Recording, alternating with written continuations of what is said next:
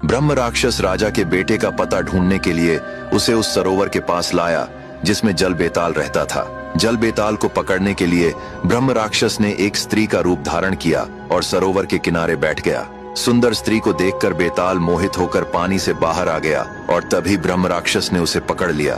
तब राजा ने बेताल से अपने बच्चे का पता पूछा। जल बेताल ने कहा, मैं तुम्हें तुम्हारे बच्चे का पता बता दूंगा, पर उससे पहले तुम्हें मेरे एक सवाल का जवाब देना होगा। मैं तुम्हें एक कहानी सुनाऊंगा। अगर मेरे सवाल का ठीक ठाक उत्तर तुम दे पाए तो मैं तुम्हें तुम्हारे बच्चे का पता बता दूंगा, वरना मैं वापस जल में चला जाऊंगा। राजा ने हामी भरी और जल बेताल ने कहानी सुनाना प्रारंभ किया। अयोध्या के उत्तर में ताम्रशिला नाम का एक राज्य था जिसके राजा तामेश्वर थे। एक सुबह राजा नदी में स्नान करने गए, तभी उनके पैर से एक बक्सा टकराया। सैनिकों ने बक्सा बाहर निकाला तो उसमें एक स्त्री की कटी हुई लाश थी। जांच करने पर पता चला कि वह स्त्री एक धोबी की पत्नी थी। धोबी को दरबार में बुलाया गया। राजा ने पूछा, तुमने यह अपराध क्यों किया? धोबी बोला, हे राजन, मैं एक सेठ के यहाँ काम करता था। वह सेठ बहुत बूढ़ा हो गया था। जब उसकी मृत्यु का समय आया तो उसने मुझे बुलाया और कहा, बेटा, तूने मेरी ईमानदारी से सेवा की है, जाते जाते मैं तुझे कुछ देना चाहता हूँ। यह कहकर उसने मुझे एक छोटा सा सुंदर संदूक दिया जिसमें कुछ पैसे थे।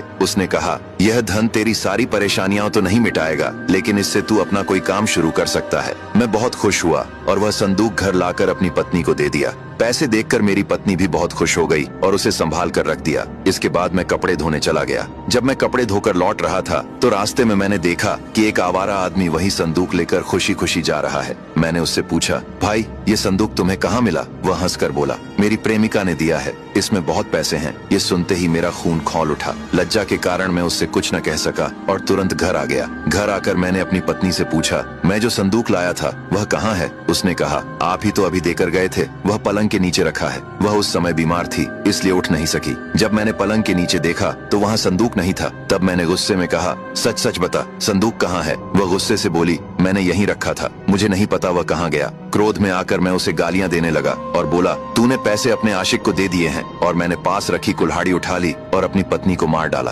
फिर उसके शव के टुकड़े करके संदूक में भर दिया और नदी में फेंक दिया। कुछ देर बाद मेरा बेटा रोता हुआ घर आया और बोला, पिताजी, मुझसे बहुत बड़ी गलती हो गई है, माँ को कुछ मत कहना। मैंने पूछा, क्या हुआ? वह रोते हुए बोला, आप जो संदूक माँ को देकर गए थे, मैं उसे लेकर खेलने चला गया था। तभी एक आदमी आया, उसने मुझे मारा और पैसे देखकर संदूक छीन कर ले गया। सारी गलती मेरी है, इसलिए भगवान के लिए माँ को कुछ मत कहना। अब आगे की कहानी जानने के लिए देखिए अगला भाग।